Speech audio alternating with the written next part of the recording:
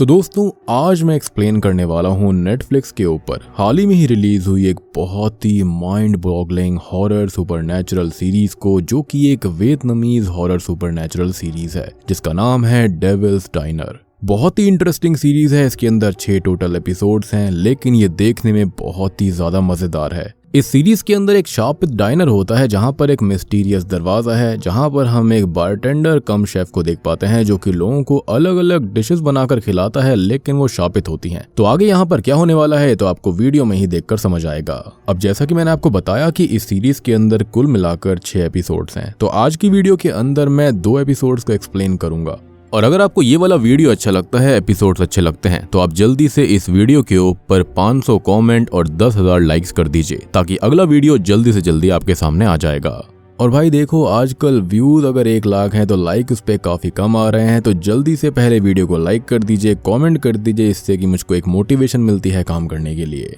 बाकी मैंने हाल ही में ही काफी इंटरेस्टिंग हॉरर मूवीज को एक्सप्लेन किया है। एक हॉरर एंथोलॉजी है और एक काफी बढ़िया फिल्म है। अगर आपने उनको नहीं देखा है जाकर देख लेना, उनका लिंक आपको नीचे डिस्क्रिप्शन पिन कमेंट में मिलेगा। डेविल्स डाइनर की IMDb रेटिंग है 7.2 स्टार्स आउट ऑफ 10, जो कि मेरे ख्याल से काफी बढ़िया है। तो चलिए अब बिना किसी देरी के चलते हैं सीधा वीडियो की तरफ। तो कहानी की शुरुआत में हम लुआन नाम के एक आदमी को देखते हैं जो कि एक बक्से के सामने एक उस्तरा लेकर बैठा हुआ था। उसकी उंगलियों पर पहले से काफी सारे कट्स थे, उनके ऊपर स्टिच मार्क्स भी थे, और अब अचानक से ही वो उस तरह से अपनी उंगली को काटता है और बॉक्स को खोलने पर उसको कुछ बच्चों के रोने की आवाज आने लगती है। इवन उस बॉक्स में से थोड़ी सी डिमोनिक आवाज भी आ रही थी। अब जैसे ही लुआन उस बक्से में अपने हाथ को डालता है, वैसे ही बक्से के अंदर से बच्चों के रोने की आवाज आना बंद हो जाती है, और आवाजों को सुनकर ऐसा लगता है कि जैसे बॉक्स के अंदर से कोई उसका खून चूस रहा हो। जिसके बाद जैसे ही वो बॉक्स को खोलता है तो शॉकिंगली उसके अंदर काफी सारे पैसे थे जो कि खून से सने हुए थे, जिसको लुआन जल्दी जल्दी निकाल कर एक बैग में डालने लगता है। फिर जब लुआन अपने रूम से बाहर निकलता है तो प्रेइंग रूम के अंदर उसकी बीवी नी उसको प्रे करने के लिए कहती है। असल में ये दोनों काफी समय से एक बच्चे के लिए कोशिश कर रहे थे, लेकिन नी किसी वजह से प्रेग्नेंट नहीं हो पा रही होती। पर अगले दिन वापस से उसका एक अल्ट्रासाउंड होना था, जिसमें ये पता चलने वाला था कि नी अब प्रेग्नेंट है या फिर नहीं।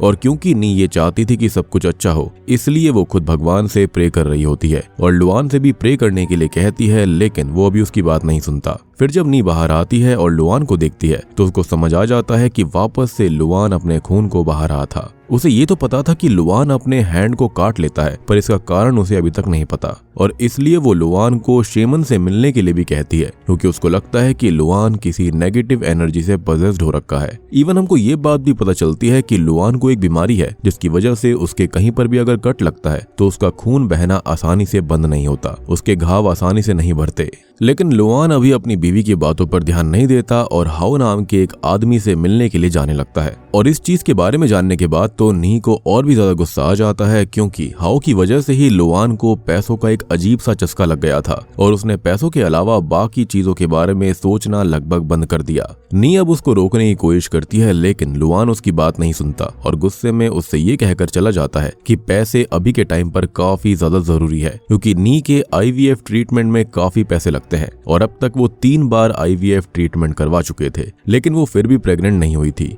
इनफैक्ट अब वो 4th साइकिल करवाना चाहती थी। अब नी को ये बातें काफी बुरी लगती है, लेकिन लुआन उसकी बातों पर ध्यान ना देकर वहां से निकल जाता है। मीनवाइल हम हाओ को मिस्टर लॉन्ग नाम के एक आदमी के साथ एक डाइनर में देख पाते हैं। अब इस डाइनर के अंदर सबसे पहले हम एक अजीब से डोर को देख पाते हैं जो कि काफी एंटीक था, डरावना था, जिस पर एक अजीब से डीमन की आकृति भी बनी हुई थी। अब मजे में हाउ उसको अभी खोलने की कोशिश कर रहा होता है, लेकिन वो उसको ओपन नहीं कर पाता। डाइनर में वहां का बारटेंडर भी मौजूद था और उनकी बातों से हम ये जान पाते हैं कि असल में हाउ ना एक मीडिएटर है जो कि लोगों के पैसों को अलग अलग जगह पर इन्वेस्ट करवाने के बदले में 5% का इंटरेस्ट लिया करता, और अभी वो मिस्टर लॉन्ग के जरिए लुआन और एक आदमी के 2 ट्रिलियन वॉन्स को कहीं पर इन्वेस्ट करने वाला था, जिसके बदले में उसको 5% का शेयर मिलता। और इसके चलते होता ये कि लुआन को भी अच्छा खासा प्रॉफिट होने वाला था। मिस्टर लॉन्ग यहाँ पर थोड़ा सा अकड़ू और खतरनाक होता है। कहीं ना कहीं उसकी बातों से ये भी पता चल रहा था कि पक्का उसके ताल्लुकात अंडरवर्ल्ड से थे। अब इतने में ही वहाँ पर लुआन भी आ जाता है, जो कि अपने साथ 1 बिलियन कैश लेकर आया था, जो कि वही पैसे थे जो कि उसने बक्से से निकाले थे अपना खून देकर। लेकिन जब वो मिस्टर लॉन्ग से बात करता है तो उसको ये पता चलता है कि वो तो उसको खाली प्रॉफिट का 1% हिस्सा देने वाले हैं, जिसको सुनने के बाद तो लुआन को गुस्सा आ गया था और उसने फैसला कर लिया था कि वो इस डील को नहीं करेगा, क्योंकि हाओ ने उससे ये कहा था कि उसे कम से कम 25 बिलियन वॉन्स का प्रॉफिट होगा।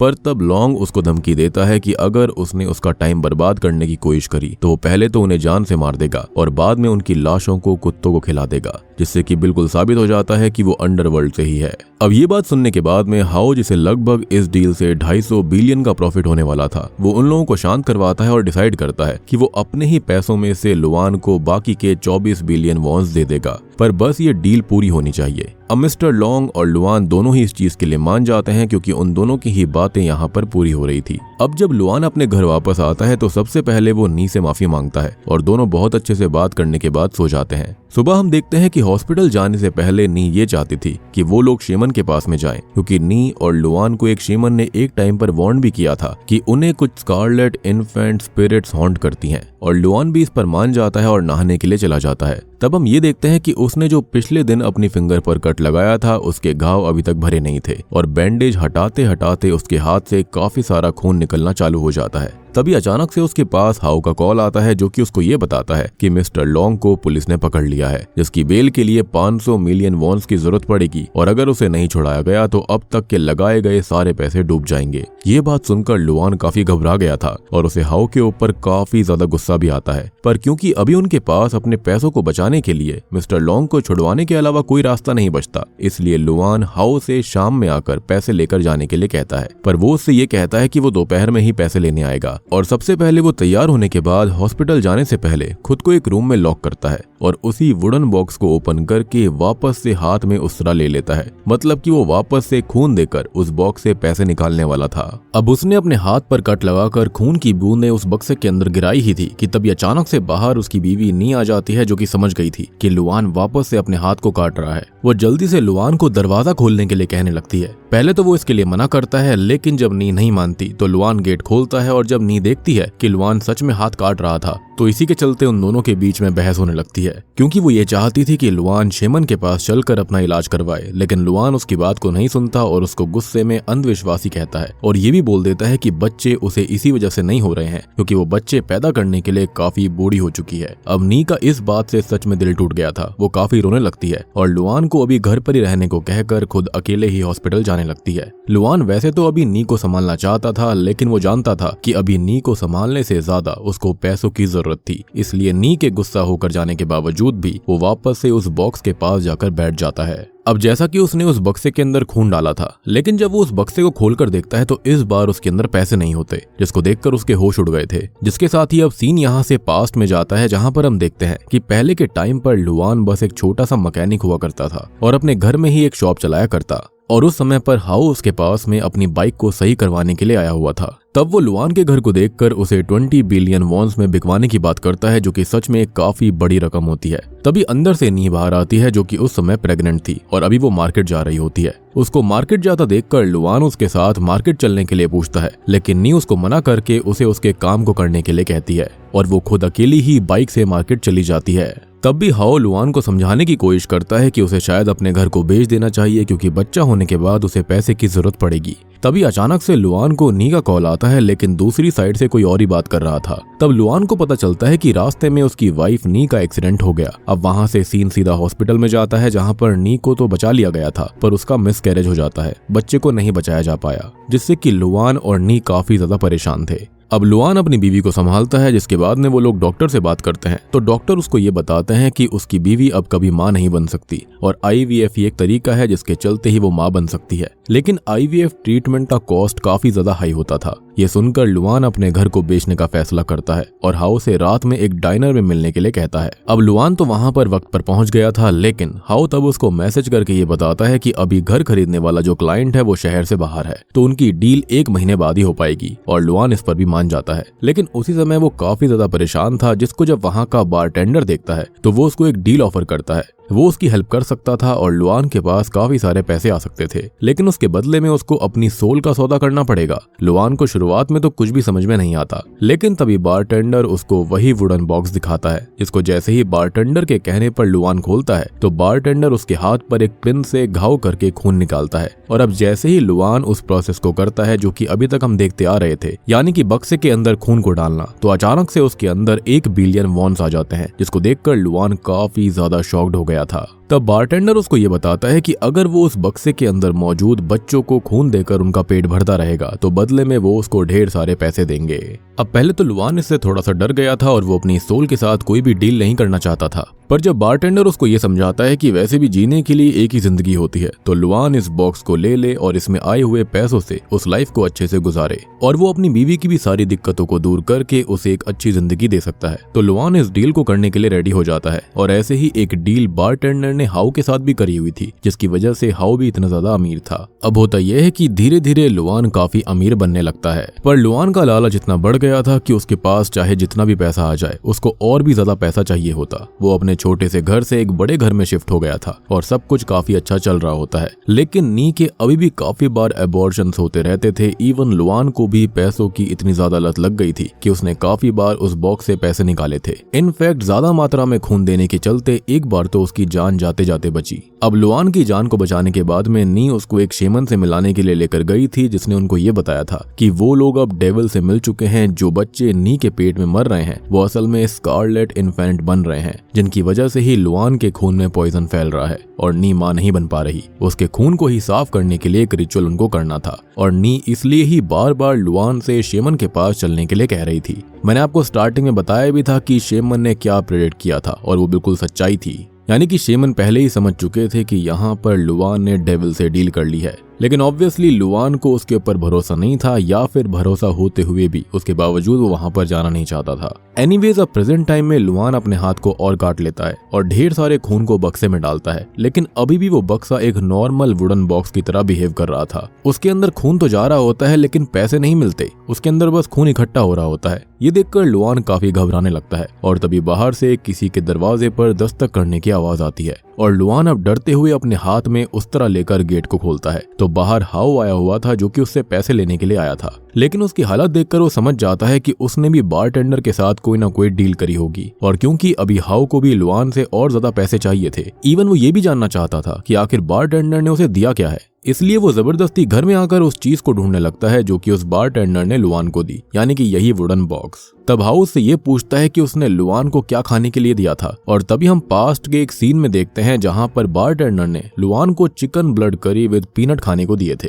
जिसके साथ ही उनकी डील पूरी होने वाली थी और बारटेंडर लुआन को वो बॉक्स देने वाला था। अब शुरुआत में तो लुआन को डर लग रहा होता है, लेकिन बाद में वो उस करी को खा लेता है। एनीवेज बारटेंडर उसको वार्न भी करता है कि उसे बक्से का इस्तेमाल लिमिटेड अमाउंट में ही करना है और कभी भी उसको अपने ब्लड से उन बच्चों को ओवरफीड नहीं करना, इससे वो उसके ब्लड से सेटिस्फाई होना बंद हो जाएंगे और बाद में उन्हें कुछ भी सेटिस्फाई नहीं कर पाएगा। और लुआन इस पर मान जाता है और तभी हम उस डाइनर के अंदर लगे हुए एक बल्ब को भी नोटिस करते हैं, जिसके अंदर हरी रोशनी जलनी चालू हो गई थी, जो कि ये शो कर रही थी कि लुआन की सोल अब उस बल्ब के अंदर कैद हो रही है। और कहीं ना कहीं हम ये बात भी समझ पाते हैं कि शायद से हाउ को जब बारटेंडर ने डील करते टाइम कुछ खाने को दिया होगा तब हाउ ने मना कर दिया होगा और इसलिए उसके पास ऐसी कोई भी चीज नहीं थी जिसकी मदद से वो लगातार पैसे बना सके। और यही रीजन था कि अब वो लुआन से उस चीज को लेना चाहता था जो कि बारटेंडर ने लुआन को दी। तभी हाउ की नजर उस बक्से पर पड़ जाती है और जैसे ही वो उसको खोलता है तो उसको अचानक से उन्हीं बच्चों के रोने की आवाज आने लगती है, जिससे कि वो काफी ज्यादा इरिटेटेड फील कर रहा था। वो उन आवाजों को बंद करने के लिए कहता है, पर अभी लुआन अपने पास मौजूद उस तरह से उसकी गर्दन पर ही कट लगा देता है और उसके खून को उस बक्से में डालता है, यानी कि हाउ के खून को, जिससे कि वापस से उस बक्से में पैसे बनने चालू हो गए थे और हाउ की सोल भी अब बारटेंडर के पास मौजूद बल्ब में कैद हो गई थी, यानी कि उसने जो कोई भी डील करी होगी इनडायरेक्टली सोल डेविल के पास पहुंच गई। अब लुआन सारे पैसों को समेट ही रहा होता है कि तभी अचानक से घर में नी वापस आ जाती है, जो कि जैसे ही वहां पर हाउ की बॉडी को देखती है वो काफी घबरा जाती है। अब लुआन तब उसको जैसे तैसे शांत करवाने की कोशिश करता है और उसके फोन को उससे लेकर उसे वो बॉक्स पकड़ाता है। नी को भी अब उन बच्चों के रोने की आवाज आने लग गई थी और लुआन को लग रहा था कि ये सब उसके बच्चे हैं जिन्हें उसे फीड करना है। वो नी से भी उन्हें फीड करने के लिए कहता है, लेकिन नी के हिसाब से लुआन बॉक्स की वजह से पजेस हो गया है और जब नी बॉक्स को तोड़ने ही वाली होती है तब लुआन जल्दीबाजी में नी के पेट में भी उस तरह मार देता है, जिससे कि नी की भी वहीं पर मौके पर मौत होने लगती है। लेकिन उसने मरने से पहले उस बॉक्स को जमीन पर पटक कर तोड़ दिया था। लुआन अब बॉक्स और नी की हालत को देखकर जोर जोर से रोने लगता है क्योंकि उसको एहसास हो गया था कि उसने क्या किया। वो सच्चाई को देख रहा था, वो रियलिटी में वापस आ चुका था। और अब जैसे ही वो एम्बुलेंस को कॉल करने के लिए नी का फोन उठाता है तो वो उसमें से एक फोटो को खुला हुआ देखता है और बहुत ही ज्यादा शॉक्ड रह जाता है, जिसके अंदर नी के अल्ट्रासाउंड की इमेज होती है और इस बार वो सच में प्रेग्नेंट होती है। ये देखकर लुआन और रोने लगता है कि उसने पैसे के लालच में क्या कर दिया। पर अब नी को बचाना पॉसिबल नहीं था। अब नी के खत्म होते ही बारटेंडर की शॉप में 2 बल्ब के अंदर सोल्स आ गई थी, जो कि एक तो नी की होती है और दूसरी उसके बच्चे की थी। पर अचानक से ही अगले ही पल वहां पर बचे हुए आखिरी बल्ब के अंदर एक और सोल आ जाती है, जिसे देखकर बारटेंडर समझ जाता है कि लुआन ने गिल्ट में आकर खुद को भी खत्म कर लिया। पर बारटेंडर तो इससे खुशी था क्योंकि उसके डाइनर में लगे हुए सारे बल्ब सोल से भर चुके थे और अब वो उस डाइनर से बाहर निकल सकता था। लेकिन जैसे ही वो डाइनर से बाहर निकलने की कोशिश करता है वैसे ही अचानक से डाइनर का गेट बंद हो जाता है और डाइनर के अंदर उन सभी बल्ब्स के बीच में एक और बल्ब आ गया था। यानी कि डेविल के चक्कर में वो भी फंसा हुआ था और वो इतनी आसानी से बाहर नहीं जा सकता। यानी कि डेविल को अभी भी और सोल्स चाहिए थी और यही तो राज है कि आखिरकार इस डाइनर का माजरा है क्या, जो कि आने वाले एपिसोड्स में ऑब्वियसली हमको देखने के लिए मिलेगा। इवन डाइनर के अंदर मौजूद उस डिमोनिक दरवाजे से भी अजीब सी आवाजें आ रही होती हैं और इसका मतलब साफ था कि बारटेंडर असल में खुद किसी डीमन के कर्स में फंसा हुआ था, जो कि उससे इंसानों की सोल्स को कलेक्ट करवा रहा है। और जब डीमन के पास मनचाही सोल्स इकट्ठा हो जाएंगी तभी वो बारटेंडर को इस श्राप से आजाद करने वाला था। और इसी के साथ में पहला एपिसोड खत्म हो जाता है। तो देखो, मुझे ऐसा लगता है कि डेविल को पहले से ही पता था कि हाँ लुआन के साथ क्या चल रहा है और उसका एक बच्चा पहले खत्म भी हो चुका था, उसका मिसकैरेज हो गया था एक्सीडेंट के दौरान। तो उसने उसे पैसे के लालच के चलते ऐसा ही बक्सा दिया जिसके अंदर मिसकैरेज होते गए थे और उसके अंदर उसी के बच्चों की स्पिरिट्स आती गई थी, जिसको स्कारलेट इन्फेंट स्पिरिट्स कहा गया है। इनफैक्ट मैंने काफी टाइम पहले एक बहुत ही स्केरी कुमानथोंग रिचुअल के बारे में बताया था, जिसके अंदर ऐसे ही कुछ इन्फेंट स्पिरिट्स होती हैं जो कि इंसानों की सारी इच्छाएं पूरी कर सकती हैं। तो शायद इस बक्से के अंदर वही थी। तो नी यहाँ पर अपना खून उन्हें दिया करता, जिसके बदले में वो उसको पैसे दे रहे थे। लेकिन एक टाइम के बाद होता क्या है कि उन बच्चों की जो भूख होती है वो शांत नहीं होती, यानी कि एक खून से उनका पेट नहीं भरता। लेकिन जैसे ही इस बक्से के अंदर हाउ का खून गया था उसके बाद पैसे बनने वापस चालू हो गए। और जो बारटेंडर होता है उसने स्टार्टिंग में ही लुआन को वार्न किया था कि इस बक्से को वो एक लिमिटेड अमाउंट में ही इस्तेमाल करे। लेकिन होता है ना, इंसानों के अंदर एक लालच होता है, एक बहुत ही ज्यादा क्यूरियोसिटी होती है कि किसी भी चीज के ऊपर अगर कोई वार्निंग होगी तो इंसान उस चीज को करने की जरूर कोशिश करता है, जिसका खामियाजा उसे भुगतना पड़ता है, जो कि यहाँ लुआन के साथ भी हुआ था। अल्टीमेटली ये डेविल का प्लान था जिसके चलते सारी की सारी स्पिरिट्स उस डाइनर के अंदर आकर एक बल्ब के अंदर कैद हो जाएगी। और यहाँ पर जो ये बारटेंडर है ना, वो भी फंसा हुआ है और उसको खाली यहाँ पर डेविल के लिए सोल्स को कलेक्ट करना है। आने वाले एपिसोड्स के अंदर और भी चीजें आपको पता चलने वाली हैं जो कि काफी इंटरेस्टिंग होंगी। तो एपिसोड 2 की शुरुआत होती है एक लेडी को दिखाते हुए जिसने कि अपने शराबी और एब्यूजिव पति हंग को अपने घर से बाहर निकाल दिया था और हंग अभी अपनी एक पड़ोसी से बहसबाजी कर रहा होता है। उस लेडी ने असल में अपने पति को घर से बाहर इसलिए निकाल दिया था क्योंकि वो उनके बच्चे को नुकसान पहुंचाना चाहता था। पर अभी जब वो लेडी अपने बच्चे के पास जाती है तो उस बच्चे के अंदर कोई भी हरकत नहीं हो रही थी, जिसको देखने के बाद वो घबराते हुए गेट की तरफ भागती है। लेकिन हंग, जो कि वैसे भी नहीं चाहता था कि वो बच्चा जिंदा रहे, वो अपनी बीवी से बदला भी लेना चाहता है और वो तभी बाहर से गेट को पकड़कर खड़ा हो गया था ताकि उसकी बीवी बाहर ना आ पाए। पहले तो वो उससे काफी रिक्वेस्ट करती है, लेकिन जब उसका पति नहीं मानता तो वो गुस्से में पीछे से जाकर बहुत जोर से गेट पर धक्का देती है, जिसकी वजह से हंग रूम के बगल में ही मौजूद सीढ़ियों से नीचे गिर जाता है और होता यह है कि उसकी मौके पर ही मौत हो जाती है। ये देखकर वैसे तो वो लेडी काफी डर गई थी, लेकिन तभी उसका बच्चा रोने लगता है, मतलब कि वो सही था, इसलिए वो उसको संभालने लगती है। जिसके साथ ही अब सीन यहाँ से शिफ्ट होकर एक पार्टी की तरफ आता है जहाँ पर हम एक कॉपीराइटर टुआन को देख पाते हैं, जिसको उसके विनामॉम नाम के एक प्रोजेक्ट के लिए ऑफिस में अवार्ड मिलने वाला था,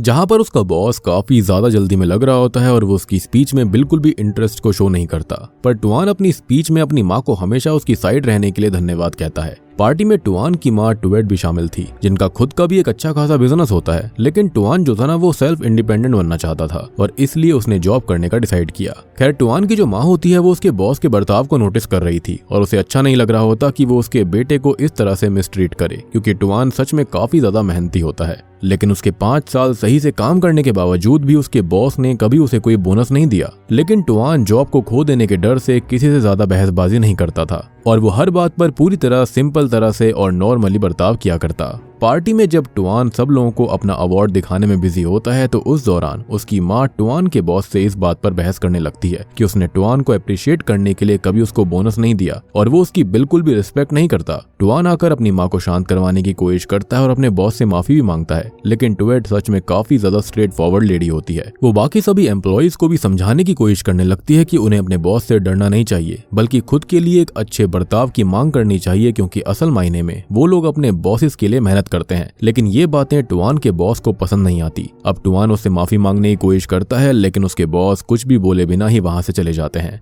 अब टुआन अगले दिन भी अपने बॉस से लगातार मैसेज करके अपनी माँ के बर्ताव के लिए माफी मांग रहा था, लेकिन बॉस की तरफ से कोई भी रेस्पॉन्स नहीं आता। उस समय टुआन के बड़े से घर में नान नाम की एक लड़की आई हुई थी, जो कि उसके इतने बड़े घर को देखकर सुपर एक्साइटेड हो जाती है। इनफैक्ट वो इतनी एक्साइटेड हो जाती है कि वो उसके साथ वहीं पर इंटीमेट होना चाहती थी। तब उन लोगों की बातों से हम जान पाते हैं कि टुआन ने अभी नान के साथ एंगेजमेंट के बारे में अपनी माँ को नहीं बताया है, क्योंकि उसको डर है कि उसकी माँ कहीं नान को रिजेक्ट ना कर दे। लेकिन जब वो लोग ऊपर वाले रूम में जा रहे होते हैं तो वहां पर उसकी माँ आ जाती है, जो कि ऊपर ही थी और आज वो फैक्ट्री में नहीं गई थी। टुआन उन्हें देखकर काफी डर गया था, लेकिन टुएट उसे नान से इंट्रोड्यूस करवाने के लिए कहती है। नान भी तब उन्हें अपने बारे में बैठकर आराम से बता रही होती है कि वो टुआन से काफी प्यार करती है। लेकिन जब टुएट को पता चलता है कि नान असल में एक स्पा में काम करती है, जहां पर वो वीआईपी कस्टमर्स को ट्रीट करती थी, तब उसे थोड़ा सा अजीब सा लगता है, जिससे कि नान को काफी ज्यादा गुस्सा आ जाता है और उसे लगता है कि टुएट अमीर होने की वजह से उसकी बेइज्जती कर रही है और इसलिए वो वहां से जाने लगती है। तब टुआन नान के पीछे उसे शांत करवाने जाता है और उसको जैसे तैसे समझाता है कि बेशक से उसकी माँ अभी के लिए उसे अच्छी नहीं लग रही है, लेकिन जैसे ही वो उनको सही से जान पाएगी तो पक्का वो उसे बहुत ज्यादा पसंद आएगी।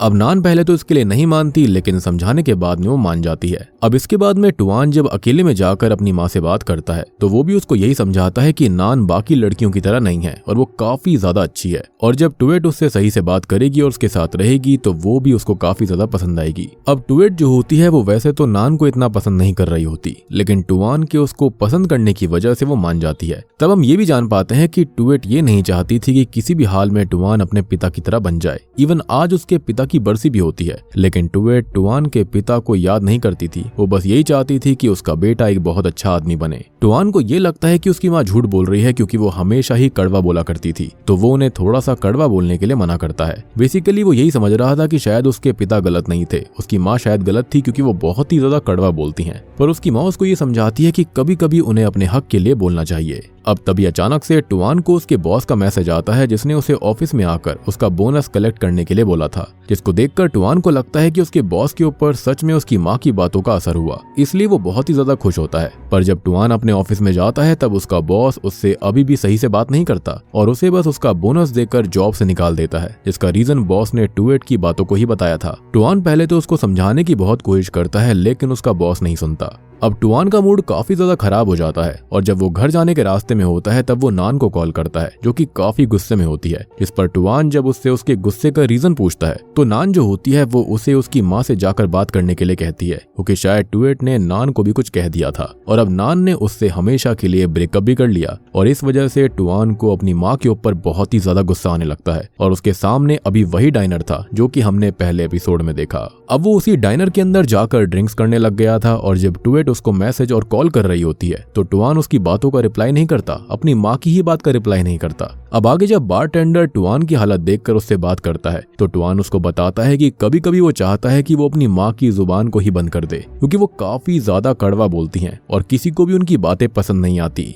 जिस पर बारटेंडर उसको बताता है कि वो ऐसा कर सकता है और अगर उसके पास सच में ऐसा मौका हो तो क्या वो ऐसा करेगा। ये सुनने के बाद में टुआन काफी शॉक्ड हो गया था कि आखिर कोई ऐसा कैसे कर सकता है, लेकिन उसे लगता है कि बारटेंडर शायद से मजाक कर रहा होगा। तभी बारटेंडर टुआन के सामने एक गोट का सर रख देता है और उसकी जीभ काटने में हेल्प करने के लिए कहता है। टुआन को ये करने में थोड़ा सा अजीब लग रहा होता है, लेकिन जब बारटेंडर उसको इंसिस्ट करते हुए अपनी माँ की जीभ को इमेजिन करने के लिए कहता है तब टुआन अपनी माँ की बुरी यादों को याद करते हुए उस गोट की जीभ को काट देता है। जिसके बाद बारटेंडर उसके सामने भी एक डील रखता है कि अगर वो अपनी सोल का सौदा कर लेता है तो वो अपनी माँ को हमेशा के लिए शांत करवा सकता है। कहीं ना कहीं टुआन के हिसाब से भी उसके पास बस यही रास्ता था कि या तो वो अपनी माँ के साथ रहकर हमेशा उनकी इसी तरह की हरकतों को झेलता रहे, या फिर वो अपनी माँ के पास से निकलकर अपनी एक नई जिंदगी की शुरुआत करे। तब बारटेंडर उसको कभी और डाइनर में आने के लिए कहता है और अगली बार जब भी वो वहां पर आता तो बारटेंडर उसको एक स्पेशल डिश बनाकर खिलाने वाला था, जिससे कि वो अपनी माँ के मुंह को हमेशा के लिए बंद कर सकता था।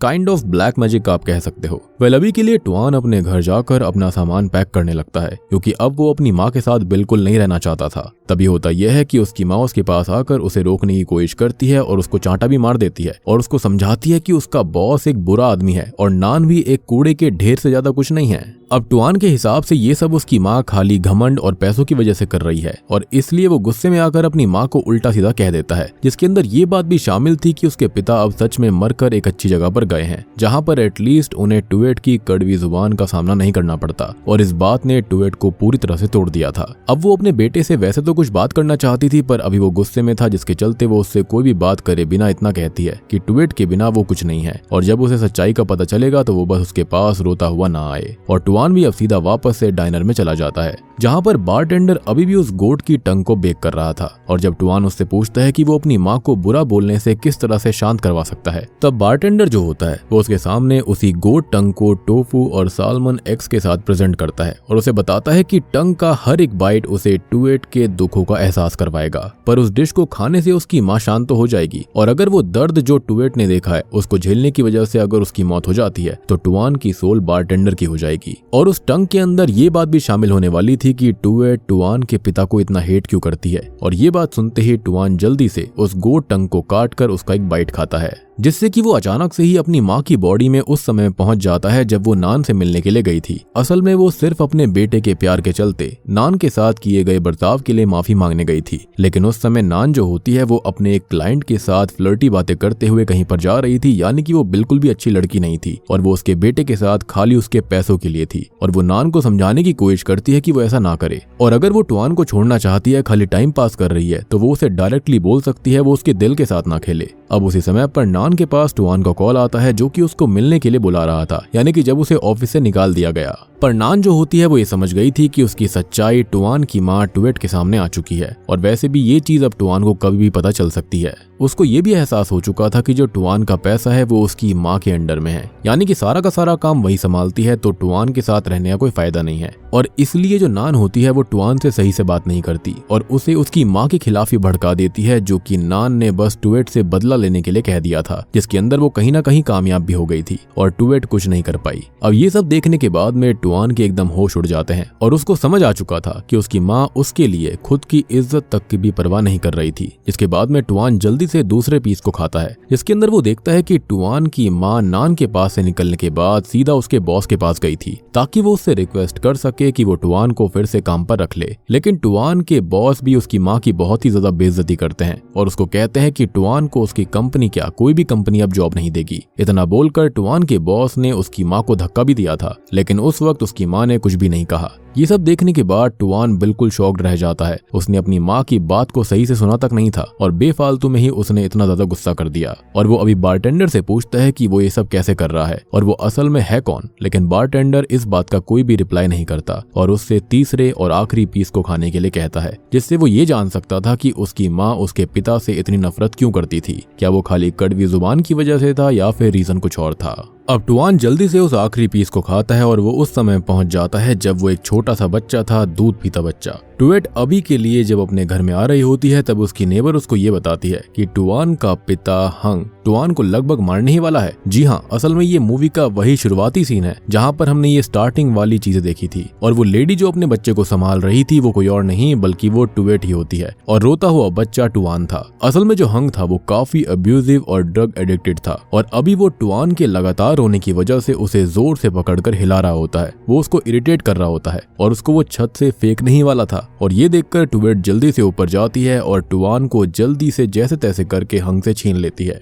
हंग तब टुएट को भी काफी ज्यादा मारता पीटता है और आज वो किसी भी हाल में टुआन को जान से मारने वाला था। उस समय जैसे तैसे टुएट बस टुआन को बचाने के लिए हंग को घर से बाहर कर देती है और ये वही स्टार्टिंग वाला सीन था और टुआन को साइड में लिटाकर गेट को बंद कर देती है। हंग तब बाहर मौजूद नेबर से इसी बात पर बहस कर रहा था कि उसने सारी बातें उसकी बीवी को क्यों बताई और जब टुएट ने टुआन को कोई भी हरकत ना करते हुए देखा तो उसने बाहर जाने की सोची, पर जब उस समय हंग उसको बाहर नहीं निकलने दे रहा था, इसके चलते ही टुवेट दरवाजे को धक्का दे देती है, जिसके चलते हंग सीढ़ियों से नीचे गिर जाता है और उसकी मौके पर मौत हो जाती है। पर उस समय तक क्योंकि टुआन सही हो गया था, इसलिए टुवेट इससे खुश होती है और वो टुआन को वहां से लेकर भाग गई थी। उसके बाद से ही उसने इतनी मेहनत करी और इतना बड़ा बिजनेस बनाया ताकि वो टुआन को एक अच्छी जिंदगी दे सके, और वो सच में अपने बेटे से बहुत प्यार करती थी। और इसलिए ही टुवेट ने अपने बेटे से कहा था कि जब उसे सच्चाई का पता चलेगा तो वो उसके पास रोता हुआ ना आए। अब ये सब देखने के बाद टुआन बहुत रोने लगता है और भागते हुए सीधा अपनी माँ के पास पहुंच जाता है, लेकिन उसके घर में काफी सारा खून पड़ा हुआ था, जिसको देखने के बाद वो बहुत डर जाता है। और जब वो ऊपर जाता है तो उसकी माँ के खून से बहुत खून निकल रहा होता है और उसकी जीभ पूरी तरह से कट चुकी थी। अभी हम नोटिस कर पाते हैं कि टुआन की माँ उसको देखकर बहुत डर जाती है, क्योंकि उसको टुआन के अंदर अभी अपना पति हंग दिखाई दे रहा था। तब वो उससे दूर भागने की कोशिश करती है और टुआन तब समझ जाता है कि ये सब उसी शापित जीभ की वजह से हो रहा था, क्योंकि टुवेट की जीभ के 3 टुकड़े हो गए थे